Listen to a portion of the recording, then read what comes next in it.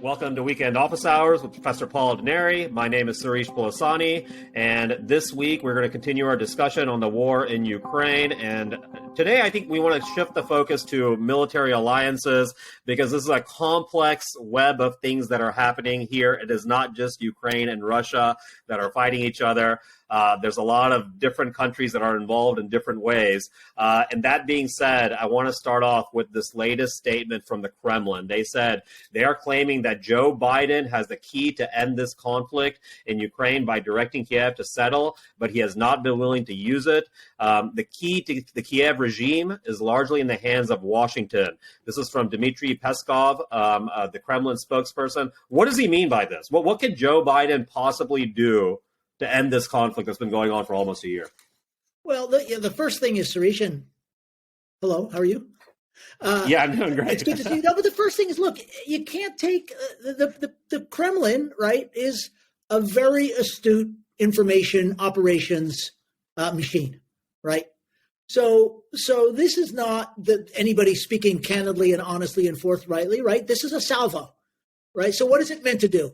It's partly aimed for a Russian domestic audience to say the reason we're losing in Ukraine is because we're really fighting the United States.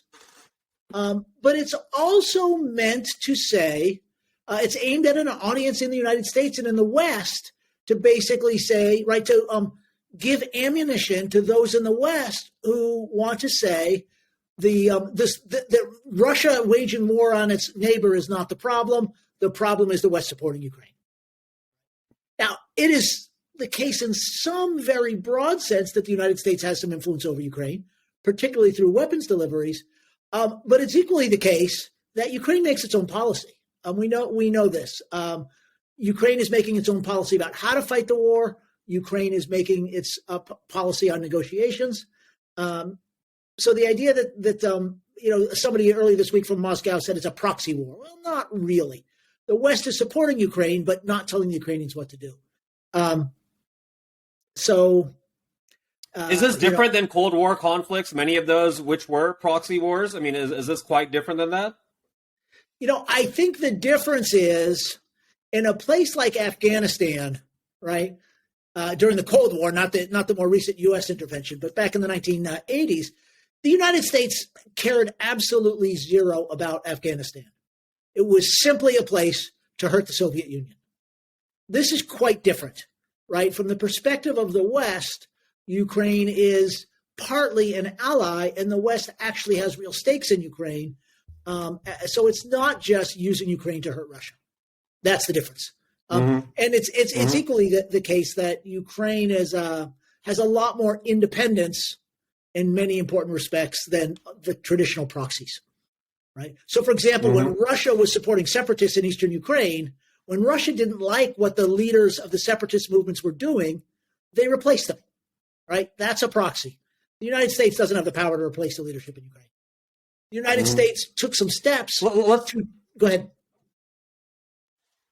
No, I was just going to say, I mean, if we were to play devil's advocate and say that Joe Biden does have some sort of power, or the current United States government does have some sort of power to resolve this war, is there anything to that statement? Well, let me put it this. So the other part of this that Peskov and Putin haven't said is, what are they offering? Right? Until Russia actually offers terms of a peace, it's hard to talk about what the United States is or is not, right, forcing Ukraine to do. So what could the United States do? The United States could do one of two things. It could simply cut off the supply of weapons and financial support to Ukraine, right? And I think what would happen then is Russia might have some more success on the battlefield, and you'd have an insurgency rather than a war, because the Ukrainians aren't giving up. That's pretty clear. The other thing that the United States could do, and frankly has been doing, is to say to the Ukrainians, over time, you may not be able to get back everything you want, right? The problem with what Moscow is saying is, number one, they're not actually offering to end the war by saying, if the U.S. gets Ukraine to do that, we'll stop fighting. And it's quite clear that to the extent they're offering anything. What they're offering is Russia gets to take over Ukraine. So there's no real negotiation here. It's. I don't think it's to be taken very seriously, but the fact that we're talking about it proves its effectiveness as propaganda.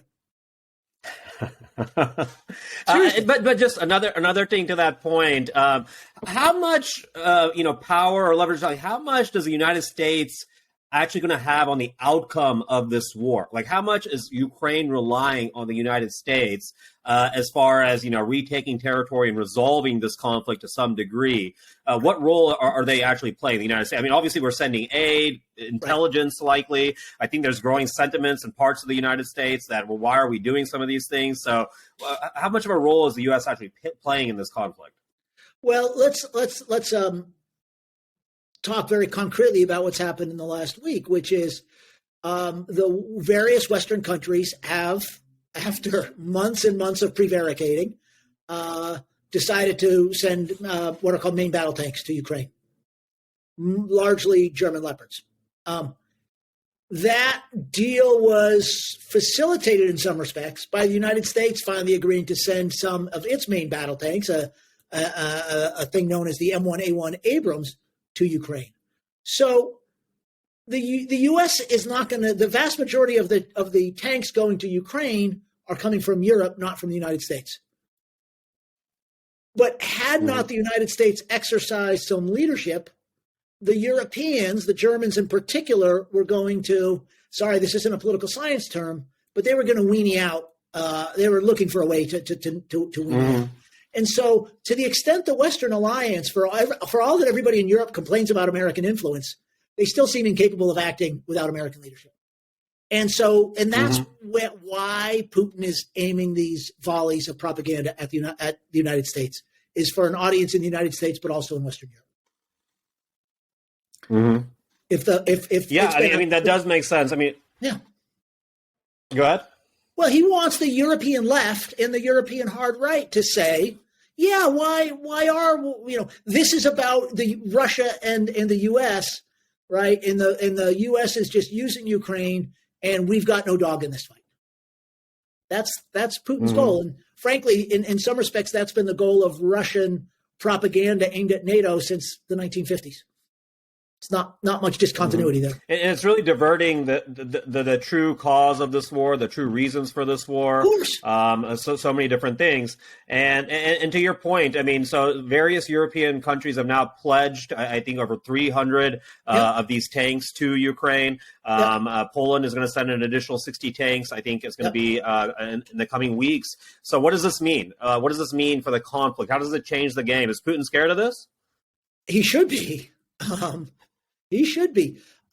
This adds a dimension to Ukraine's ability to fight that it simply didn't have previously, which is a large and highly capable armored force. And in particular, given the way that Russia is digging trenches, trying to maintain a lot of the territory it's already taken, armor used correctly, and it's not a magic bullet, armor used correctly can be highly effective in that kind of warfare.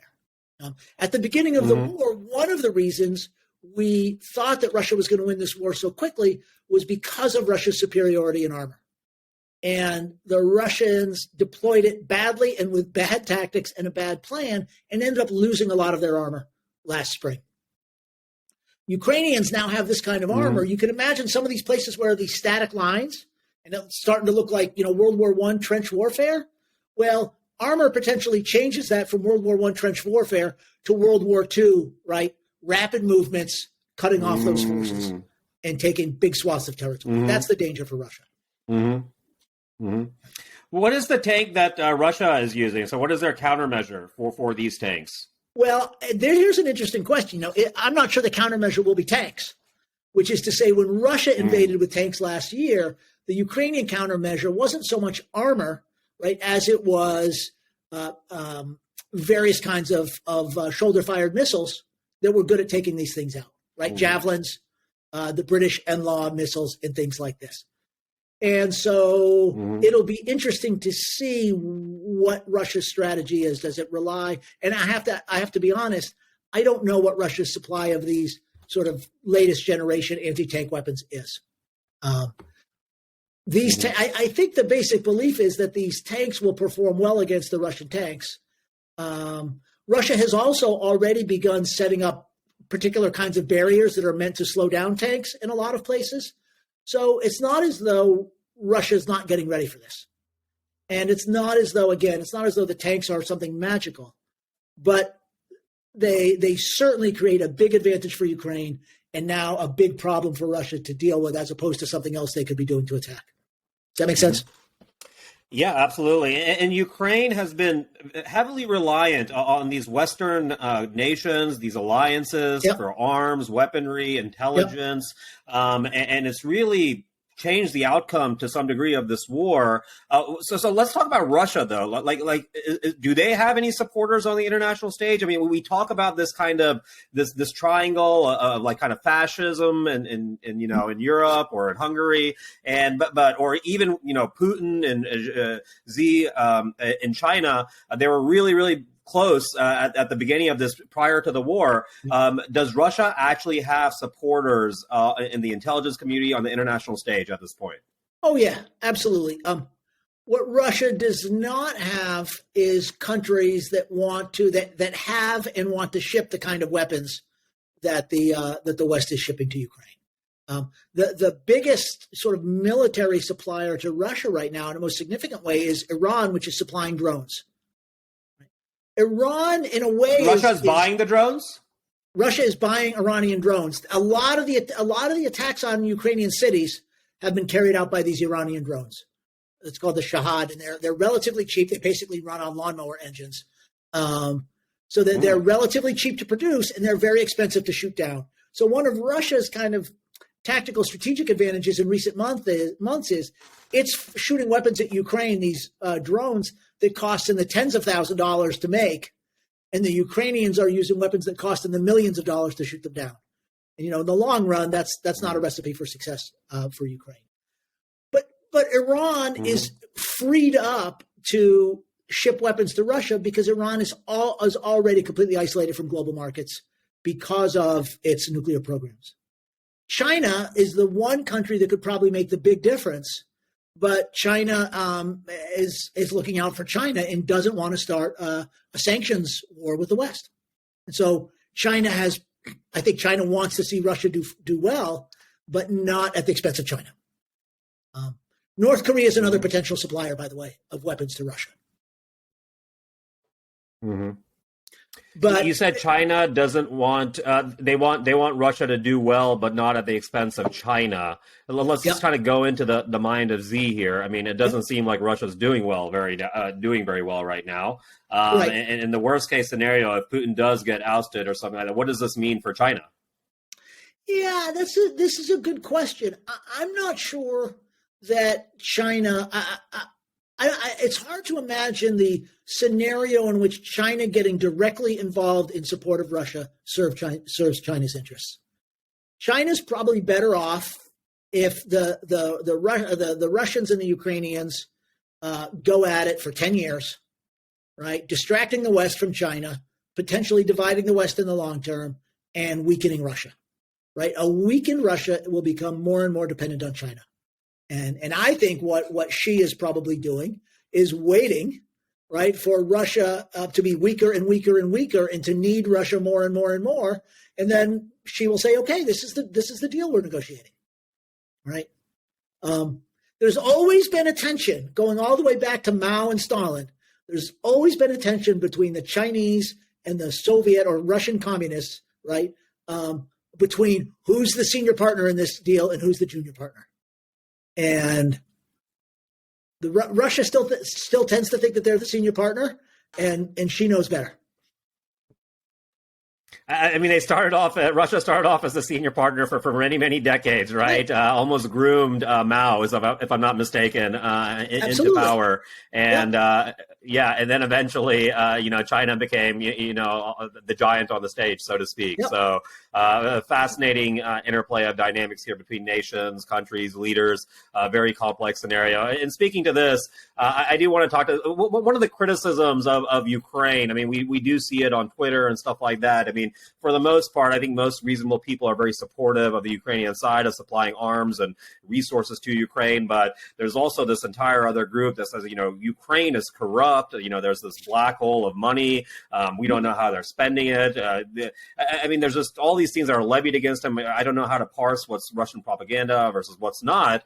But there has been some stuff recently. Ukraine's anti-corruption bureau has arrested former deputy chairman of a Ukrainian bank at the heart of an FBI criminal investigation as he attempted to fly abroad, essentially with stolen assets, as far as I know. But talk to this a little bit. What exactly happened, and how much of a problem is corruption in Ukraine? Well, there's a couple different things going on that we probably want to sort out. One is good old fashioned corruption in Ukraine, which is people skimming money off of government contracts. The same. I come from New York, right? The same kind of stuff that I grew up with. But on a scale where it really debilitates the government in a way that it doesn't in this country. And that's been part and parcel of Ukrainian public life, since its independence, going back to the Soviet era. And of course, the same thing is true in Russia, right? The corruption has just been off the charts. The other thing that's going on is the sort of the penetration of the Ukrainian government by Russian agents. And those two things blur into each other, because one of the ways, of course, that you gain influence is not by saying, I want you to do something for Russia, but simply saying, let's do this corporate thing, which might get you rich and weaken the Ukrainian government at the same time. So I've always argued that the amount of corruption we saw in Ukraine, right, was very much to Russia's advantage in the geopolitical relationship. That makes sense? So in the last week, we saw two related things happen, which is we saw a bunch of Ukrainian government officials fired, and now they're being investigated on corruption charges. And that was your basic good old-fashioned corruption where you're skimming money off military contracts, right?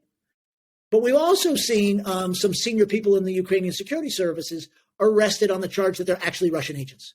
And that was this banker, right, that he was actually providing information to Russia and so on and so forth. So both those things are going on. And, I'm inclined to think that these are actually positive signs. I've been saying for 30 years that the Ukrainian security service was penetrated by the Russian security services and needed to be cleaned out. Maybe it's finally happening. And obviously, corruption is a big deal in Ukraine, or has been a big deal. And I think there's been a sense that the stuff people put up with before the war, they're not going to put up with when the country is on the line and when people are getting killed. Now, is that what's going on here? Are they finally cracking down on corruption in Ukraine? That's what it looks like. But we should be a little bit skeptical, because past Ukrainian anti-corruption drives have not always gone very far. You said something regarding, you said the Russian intelligence service has penetrated the Ukrainian intelligence service, and you've been worried about this for decades, essentially. Yep. What is the scope of this? What's been happening? So I hate to do this, go all the way back to 1991, right? You've got a KGB, right? And the KGB has operations all over the Soviet Union, including in Ukraine, right? What's the job of the KGB in Ukraine? Well, the biggest job of the KGB in Ukraine is to find Ukrainian nationalists and arrest them and put them in prison, or put them in psychiatric. Back in the day, it was the Gulag. In the 70s and 80s, they would be fired from their jobs or maybe sent to a psychiatric hospital, right? Click in 1991, all of a sudden Ukraine becomes independent and says, okay, the Ukrainian branch of the KGB is now the security service of Ukraine. So basically, overnight, the guys whose careers were dedicated to making sure that Ukraine could never become independent were now in charge of protecting the security of independent Ukraine, right? And they had, however long they'd been in the service, their orders were coming from Moscow.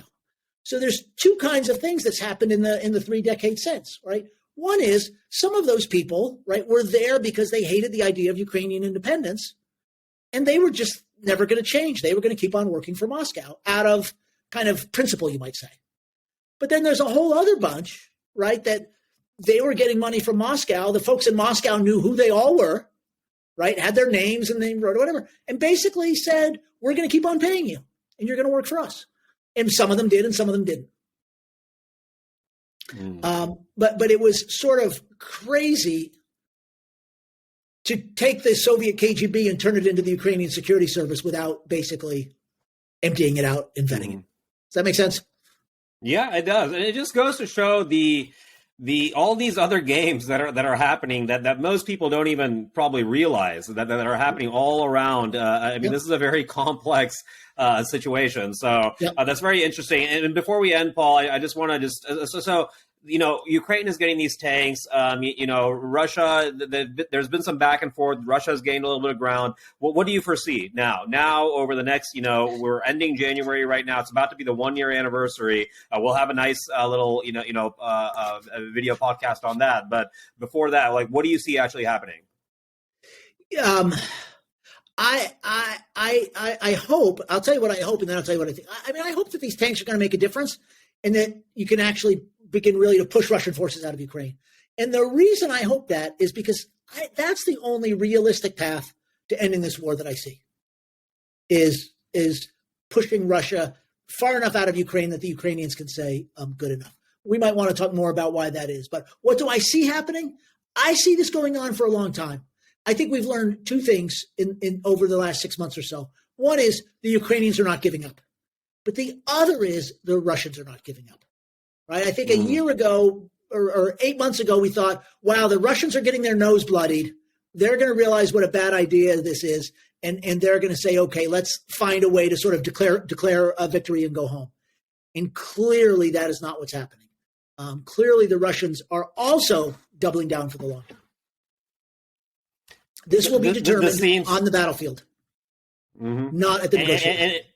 And I don't see Russia or Putin at any point in time in the near future capitulating to any degree, right? And for all we know, it could go on for 10 years. And like you said, there are some major players on the global stage who would love that, like China would love that for it to continue going on. Putin's not going to want to concede defeat. He'll keep it going on too. And so, we could be seeing this for who knows how long. So, well, we'll continue talking about it until the end does come. So, thanks for your insights as always, Paul. And we'll continue again next weekend. All right.